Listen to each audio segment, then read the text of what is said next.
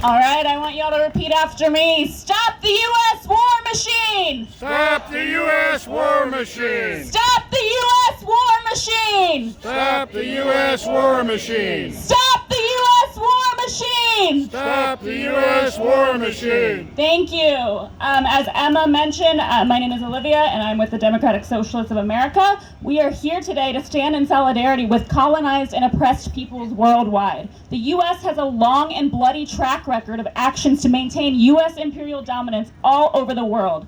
So we are mobilizing today in solidarity with the people of Venezuela and Iran, as well as the people of Palestine, in the Philippines, in Honduras, Nicaragua, and every other place the empire has tried to exploit for their own wealth and domination and control. Yeah! We know that they are not waging war and endless violence for the sake of it. They are doing it because there is a tangible benefit. Any action the U.S. government takes, we must always ask who profits. And in this case, it is weapons manufacturers, private security, and military contractors and their billionaire backers. The more violence and destruction the United States rains down upon the world, the more the ruling class profits. You may know that in Portland DSA, we've been supporting workers in their fight for better conditions at Amazon. Jeff Bezos, the richest man in the world who owns Amazon, is set to make billions of dollars from a, quote, war cloud contract with the Pentagon. Jeff Bezos also happens to own the Washington Post.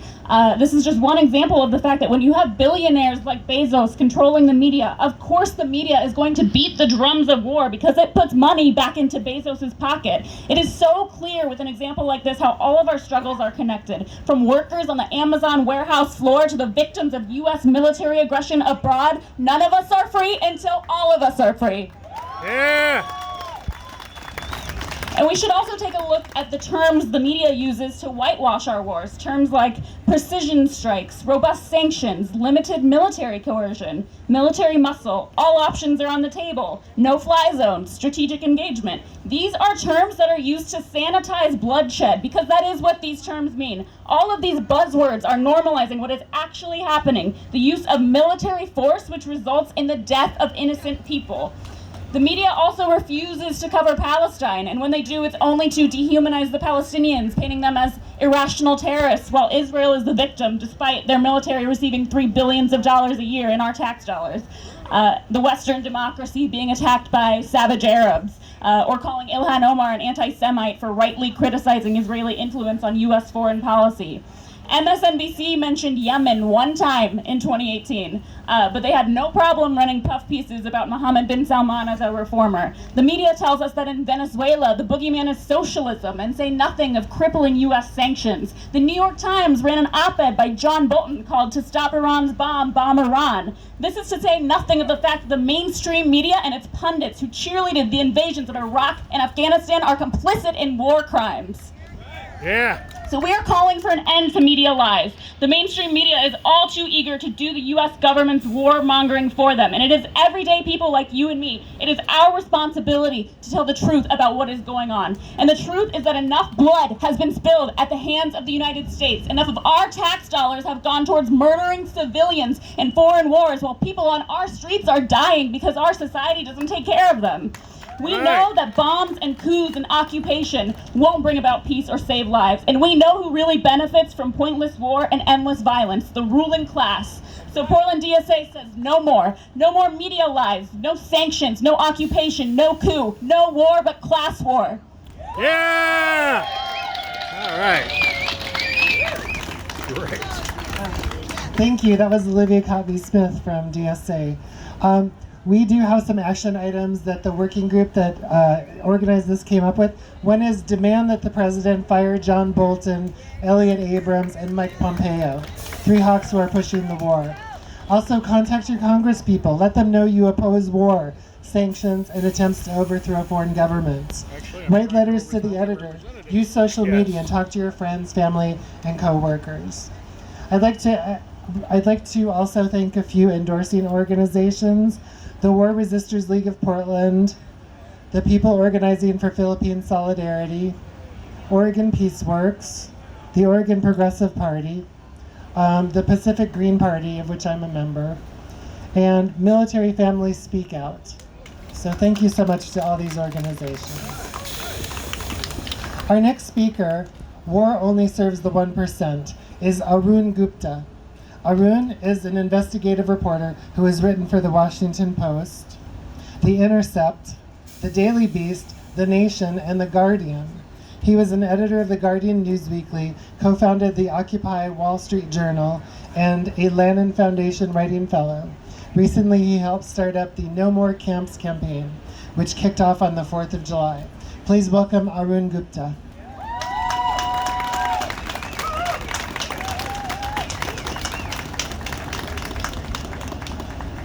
How y'all doing, folks? Good. It's Better. great to see folks come out today. I know it's hot. I want to tell you a story. So I'm supposed to talk about War Only Serves the 1%. A number of years ago, I was in upstate New York at a gathering of the Iroquois Confederacy, the Haudenosaunee Nation, and it was a cultural festival. Afterwards, myself and some friends were invited to have a meal with them at someone's home. There were dozens of folks from the Haudenosaunee Nation there.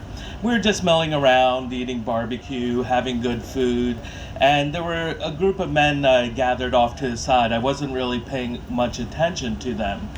And then at one point, they start talking about Vietnam, and I noticed these dozen or so men, every single one of them is wearing a jacket, a very elaborate, expensive looking jacket, embroidered with their unit from Vietnam. These men were all in their 50s. They were all Haudenosaunee. And then at one point, this guy who's on a soapbox talking to the rest of them says, and every morning we were out there, we were the first ones saluting the flag. And that struck me like a dagger in my heart. You know, it's just I could not even begin to fathom what they went through, what their experiences were.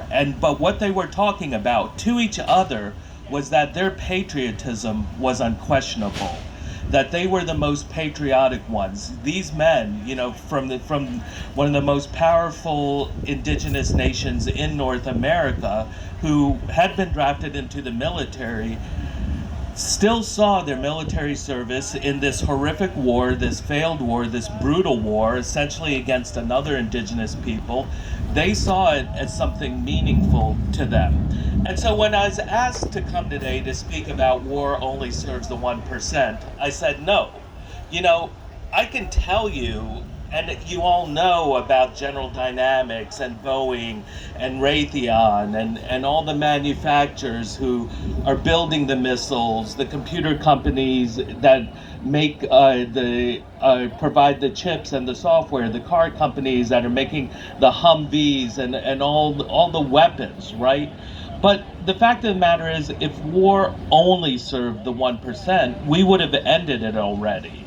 And we have to understand what it is that makes people invest so much of their self in the military, in nationalism, in patriotism. I grew up in a heavily militarized area, in the Baltimore, Washington area. That really is the belly of the beast. And a lot of my childhood friends ended up going into the military, into the Army, into the Marines. I have a childhood friend who's a commander on a nuclear-powered attack submarine. I have friends who are in the FBI, CIA, NSA, on and on and on. They willingly entered into the national security establishment. And if you tell them that they're just serving the 1%, they're just going to scoff at you. If I told those Haudenosaunee veterans they're only serving the 1%, they would have probably punched me in the face. You know, they are getting something much more out of it. You know, I do have friends who, when the military, hated it, they just did it for the money. Sure, there is that aspect, but people are doing it because we live in a fundamentally alienating society. People get meaning out of it. Men get a sense of identity. They construct their masculinity to it.